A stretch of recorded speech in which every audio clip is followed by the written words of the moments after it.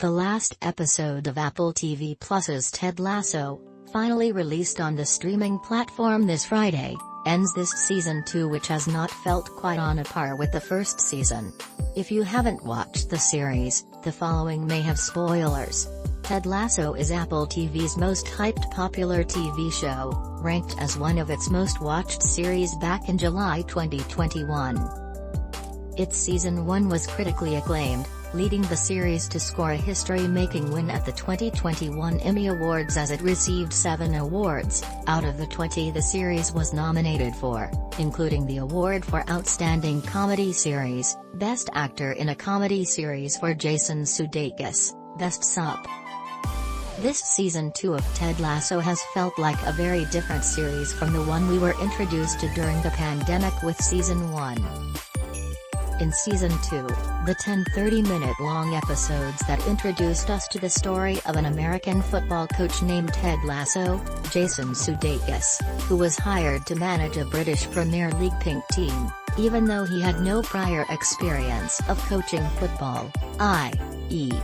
soccer, were expanded to 12 50-minute-long episodes. The absurd-like humor of the first season has now shifted its attention on a feel-good vibe, and more episodes are dedicated to the development of other characters beside Ted. Ted Lasso's success has been attributed to its comforting tone and its lead character offering compassion and humility in the face of hostility. What I particularly liked about Season 1 was the contrast the show highlighted between American and British humor, with Ted struggling with British sarcasm and cynicism, and Ted's references to American culture always falling flat to a British audience. This aspect of Ted Lasso though almost completely disappears in Season 2. Instead, the series shows how Ted Lasso's kill them with kindness attitude affects the people around him, encouraging them to create a more wholesome environment. Well, not exactly everyone around him, as the final episode shows.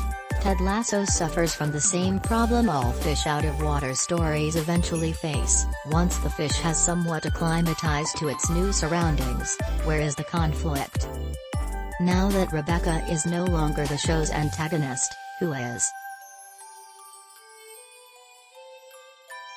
In a way, Season 2 unfolds as if searching for that conflict, developing subplots, expanding the stories of secondary characters, that is, in this case, anyone who isn't Ted Lasso, until it, the conflict, or would-be antagonist, finally sneaks up as a big reveal. One way to remedy this fish-out-of-water dilemma is for the protagonist to no longer find conflict with others, but rather within themselves. This is exactly what Season 2 does.